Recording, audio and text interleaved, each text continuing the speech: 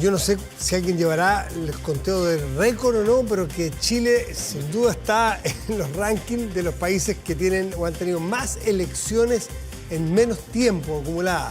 Solo piense usted que ahora viene el 7 de mayo la elección de los consejeros. ¿Consejeros? Constitucionales. Sí, consejeros constitucionales, cambió el nombre. Después viene el plebiscito de salida.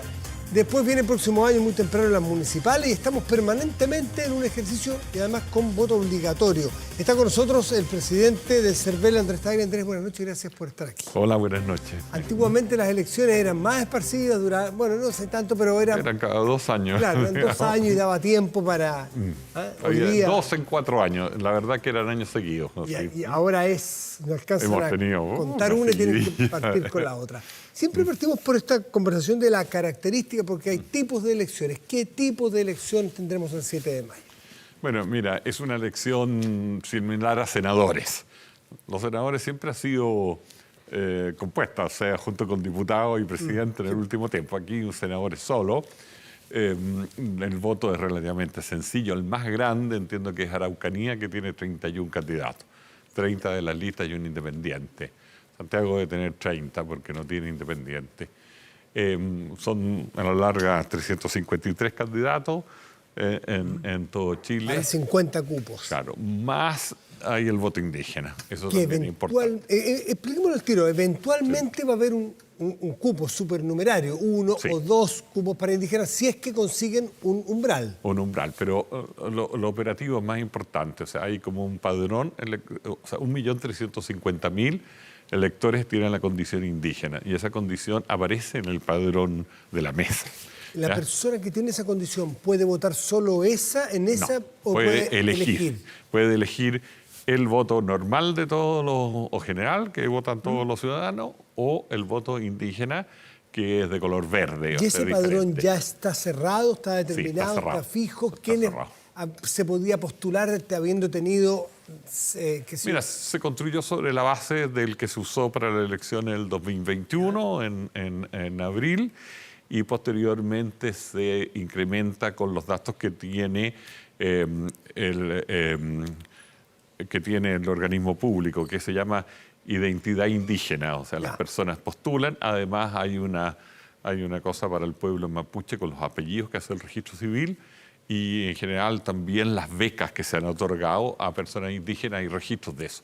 En base a todos esos datos, nosotros actualizamos, por así decir, el padrón indígena que había en el año 2021. ¿Y cuánto es el padrón indígena? Aquí tengo la cifra, es 1.318.000 electores indígenas. Okay.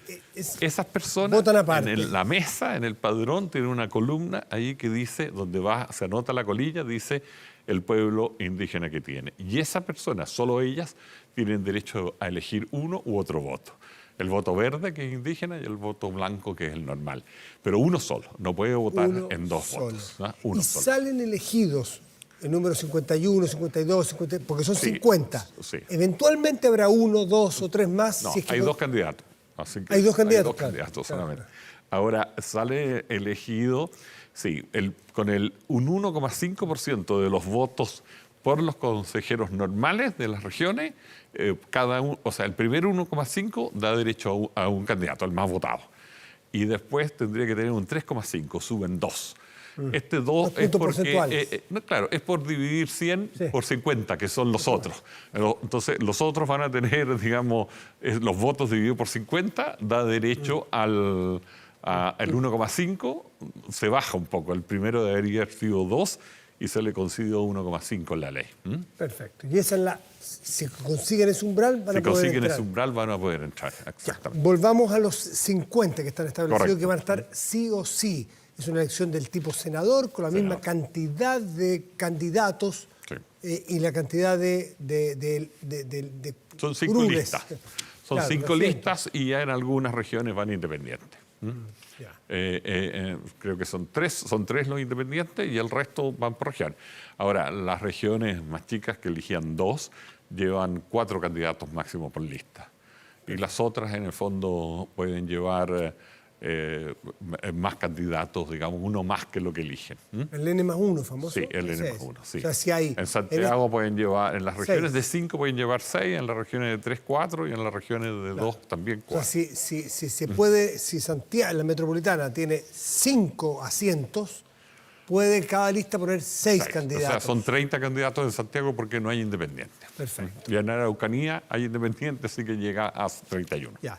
Y es una elección de estas que siempre los medios de comunicación nos preocupamos de la hora. Son de estas elecciones tempranas, ¿no? Fáciles. Debería ser relativamente temprana, no tan temprano como fue el plebiscito del año pasado, porque será mucho más fácil aún. Sí, pues, son pregunta única para todo el país. 2 datos que hay que digitar. Ahora va a haber que digitar en los locales de votación los resultados, en el fondo, las actas de cada mesa para más candidatos. Se va a demorar un poquitito más, pero vamos a tener datos de esa noche, digamos. Y yo le preguntaba sobre la equidad de género que requiere este consejo, la paridad. Esto es, las listas son mujer-hombre, mujer-hombre, mujer-hombre. Las listas son van siempre hombre-mujer, o sea, el mismo número de candidatos hombres o mujeres y siempre par. No hay ninguna lista impar hoy día para poder hacer en general esa paridad. Ahora, la forma de la paridad es un procedimiento harto sofisticado, digamos, ¿ya? Que se están haciendo ahí los algoritmos para poderlos calcular. No es fácil eso. Claro, porque a lo mejor en una circunscripción como Santiago se van a elegir, no sé, 4 mujeres y un hombre, por ejemplo. Sí. O sea, los que sacan votos, pero eso no puede ser en la realidad. Hay que Tú tienes que determinar primero el sexo que queda sobre representado. O sea, si se eligieran 25-25 no tenemos problema. No hay problema. Pero si hay un sexo queda sobre representado el otro, puede ser cualquiera de los dos, se produce el ajuste. O sea, si salen, por ejemplo, 30 hombres y 20 mujeres, se suman 50, al menos 5 hombres van a tener que ceder su puesto a 5 mujeres. ¿Y eso es una fórmula que ya está establecida? Es un procedimiento más que una fórmula y la lista parte por la lista menos votada, ¿ya? Y en la circunscripción de esa lista donde tiene menos votos y haya elegido, ahí se hace el cambio y así sucesivamente se van recorriendo las listas. Ahora lo hace sofisticado porque no se cambia en una primera instancia las que tienen diferencia de 1. O sea, las que están empatadas, que son 1 y 1, o las que están 2-1 o 3-2. Esas no se tocan. Se buscan las que tienen diferencias mayores del sexo sobre representado. Y ahí se hace esos ajustes primero y posteriormente se levanta esa restricción en una segunda etapa. No es un procedimiento fácil, digamos. ¿Y en qué momento se hace, Andrés? Bueno, o sea, formalmente esto lo determina el Tribunal Calificador de Elecciones. Y eso debería fallar, claro. Todos los escrutinios y la proclamación de los candidatos siempre lo hace el Tricel. Lo que hace el CERVEL el día de la elección es entregar unos resultados preliminares, que se llama, ¿ya? Y que no tienen un valor legal, pero sí son informativos para la opinión pública, ¿ya? Ahora nosotros deberíamos informar a un alto porcentaje de votación esa situación, quién salió elegido. Tenemos la novedad, entre comillas, porque fue un cambio bien importante el voto obligatorio, ¿no es cierto?, la última vez, y la cantidad de personas que fueron a votar. El voto fue un récord. ¿13? Sí, 13 millones. 13 millones de personas. Para redondear un poquitito más. Ahora, puede ser obligatorio todo lo obligatorio que se quiera, pero no todas las elecciones tienen la atención que tiene un plebiscito o una elección de segunda vuelta, donde hay dos alternativas competitivas y no está diversificado. ¿Ustedes qué creen? ¿Cuáles son la experiencia que le indica? ¿Qué tipo de elección va a ser la del 7 de mayo? Qué difícil, es muy difícil para nosotros también pronosticar. De hecho, el 13 el septiembre del año pasado, con los 13 millones nos llevamos una sorpresa. Para el 4 de septiembre no esperaban ese. No lo esperábamos porque con suerte habíamos llegado a los 8 millones en una elección anterior. Entonces esto era mucho. Ahora, pero de alguna manera tuvimos un antecedente, que es las personas que consultaban a los datos. Y eso llegaron a ser poco más de 13 millones de RUT diferentes. Entonces, obviamente, esa gente estaban consultando para poder ir a votar. Porque, todos los que votaron prácticamente había cambio de locales, había cambios locales por la georreferenciación y la mesa, cosa que se mantiene para ahora. Pero es muy difícil decir si va a ser más o menos respecto de eso. La experiencia indica que puede haber un poco menos. Podría haber un poco menos, digamos, pero sigue siendo obligatorio, siguen habiendo sanciones. Y el CERVEL, como lo ha hecho respecto del plebiscito el mes pasado, va también a denunciar a todas las personas que no voten, que es una obligación legal que nos pone la Constitución. Eso no es una decisión. No es una decisión, es una obligación. ¿Ya?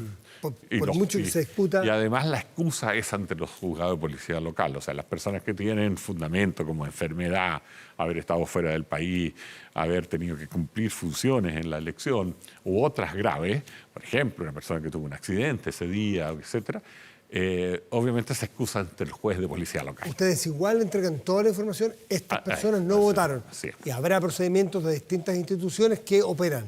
Sí, mira, los juzgados son bien diferentes en su capacidad administrativa, etcétera. Pero nosotros entregamos primero la información en un pendrive, pero hemos estado disponibles a entregar en otras formas de aquellos que nos lo piden, papel o caso a caso, etcétera. Hemos tenido flexibilidad para los juzgados que tienen problemas con la información computacional. Mencionó recién, Andrés, que los lugares de votación, que hubo un cambio la otra vez, ¿no es cierto? Y hubo por georreferenciación. Esa política se mantiene, pero igual hay que estar atento, o un gran porcentaje va a votar en el mismo lugar que votó el 4 de septiembre. No, yo creo que un gran porcentaje sí, pero hemos mejorado la georreferenciación en algún porcentaje, eso lo vamos a dar a conocer el 15 de abril, digamos, poco tiempo más, cuando esté disponible esta consulta de datos. Y mira, se tomó una medida de eliminar las circunscripciones. Habían comunas grandes divididas en circunscripciones, ¿ya? Y la circunscripción era un impedimento, porque había una persona en una circunscripción, pero tenía un local muy cerca en la circunscripción del lado y nosotros no lo podíamos mandar al lado. Al eliminar eso, vamos a tener, por ejemplo, esas personas más cercanías. Va a haber mejoras en el sistema. Además, vamos a corregir algunas cosas en ciertas comunas rurales o no tan rurales que tenían calles con el mismo nombre de una localidad, digamos, y obviamente la georreferenciación no distinguía cuando tenían el mismo nombre. Pero hemos ido corrigiendo los errores de la vez pasada y mejorar. Además, hubo una mejora en domicilio, o sea, unas 800.000 personas cambiaron domicilio desde octubre hasta cuando estuvo abierto. Eso ya pasó ya. Eso ya pasó, pero esas personas obviamente las vamos a asignar mejor, ¿ya? Mucha gente tenía domicilios antiguos, entonces decía, oye, me asignaron un local que no tiene nada que ver donde vivo, pero el domicilio que nosotros teníamos registrado era un domicilio donde esa persona había vivido antes. Entonces estaba bien la asignación, pero con un dato equivocado porque él no había actualizado domicilio. ¿El voto en el extranjero corre igual como...? No hay voto en el extranjero para esta elección. ¿Por qué es esa decisión, Andrés? Porque la Constitución establece el voto en el extranjero en elecciones presidenciales y plebiscitos. Solamente. No lo establece en este tipo de elecciones que tienen territorios, porque ¿por qué territorio vota un chileno en el extranjero? Esto habría que asignarlos a una región. Sí, pero el criterio de eso es que, claro, el criterio que hay detrás de ese, el espíritu de esa norma, va a votar por Coltauco, por Chonchi. Ese es el problema. Si alguien vive en Sydney, ok, sí, claro. Se entiende. ¿A qué región? En este caso, una elección. Pero porque son temas y autoridades regionales. Sí. Aquí es para ser una constitución que, me imagino, pocas cosas más generales que envuelven a todo un país. Y sí le pudiera interesar a alguien que vive en Sydney o que está viviendo de paso en Londres. Por eso te digo, las elecciones que tienen territorios electorales como esta, que son las regiones en el fondo, no tendrías que tener un criterio para asignar las personas del exterior a una región, ¿ya? Entonces, eso es la dificultad. Por eso que está solo contemplado en las nacionales y en los plebiscitos nacionales también. Porque tiene forma de elección regional. Claro, porque ahí la persona no tiene el mismo voto que todos los demás, digamos. Sí. Pero cuando hay voto diferente por cada territorio, ¿cuál territorio le pasa al extranjero? Y en cuanto a los vocales, perdón, ¿cuándo van a estar definitivamente, cuándo voy a poder entrar yo a la aplicación para ver dónde me toca votar a mí? El 15. El 15 de abril, y también van a estar los vocales el 15 de abril, el mismo día. Sí. Y los vocales se rebarajó un poco porque siempre hay gente que alega que se llevó 8 elecciones. No, lamentablemente no. O sea, los vocales que fueron designados o que ejercieron más bien en la elección de noviembre del 2021, que ahí fue el último cambio, la parlamentaria presidencial, tienen un nombramiento por 4 años. ¿Ya? Entonces les tocó el plebiscito y les va a volver a tocar ahora y probablemente les va a tocar en diciembre de este año. Y en la municipal siguiente. Y en la municipal ahí se cambian 2. De los 5 se cambian 2 por mes. Ahora, nuestro sistema ahora persigue al vocal. O sea, si el vocal se cambia de ciudad, de territorio, nosotros lo asignamos a una mesa en la nueva mesa que está. Salvo que esa mesa tenga más de 5, en cuyo caso solo ahí se puede librar. O sea, el vocal le imprime carácter. Por 4 años es vocal, esté donde esté. Mira, es una carga pública, entendemos, es remunerada. ¿Ya? No será ideal la remuneración para algunas personas, pero es remunerada. Y necesitamos una mezcla de experiencia, ¿no? O sea, siempre se cambian 2 y 3, pero en las elecciones regulares, en las municipales 2 y en la presidencial 3, porque se necesita la mezcla, que haya alguien con experiencia. Está todo más o menos claro. Entonces, el 15 de abril, en pocos días más, últimamente pocos días más, va a poder ya saber dónde le toca votar. No este domingo, no este sábado, el próximo sábado. El próximo sábado. Y me imagino que va a haber espacio también para los vocales que no puedan para el mismo proceso. Sí, hay un proceso de excusa entre el 17 y el 19 ante las juntas electorales y ahí se ponen reemplazantes, que también son sorteados en la misma oportunidad, o sea, antes del 15. Lo que me faltó preguntarse es que hay, porque la vez pasada, o hay veces donde hay locales de votación nuevos, ¿se mantienen más o menos los mismos que las últimas elecciones? No, hay un crecimiento de recinto, porque de repente hay un recinto que tiene más de un vocal por un asunto lógico de que hay 2 delegados por la cantidad de mesas. Hay 2 grupos de personas que atienden esas mesas. Pero hay un aumento de recinto y básicamente nosotros estamos aumentando lugares aislados, ¿ya? O lugares lejos, porque como el voto es obligatorio, nosotros estamos en una política de crecer en localidades pequeñas, digamos, pero que tienen electores y que les costaría mucho llegar. No sé, islas, por ejemplo. Y en ciudades grandes, Puerto Montt, Concepción, Santiago... No, en general, eso en general se mantiene. ¿Ya? Eso en general se mantiene y el crecimiento está en este tipo de localidades, digamos, que tienen... que antes se le ofrecía transporte, pero con el voto obligatorio no es lo mismo. Hay un grupo de islas, por ejemplo, en Chiloé, que se llaman desertores, ¿ya? Que están más alejados de la isla grande. Ahí vamos a instalar, por ejemplo, un local de votación, que antes no habíamos tenido. Ese es un ejemplo. Andrés Tagle, presidente del Servicio Electoral, CERVEL, muchas gracias por estar aquí esta noche. Bien, pues gracias a ustedes.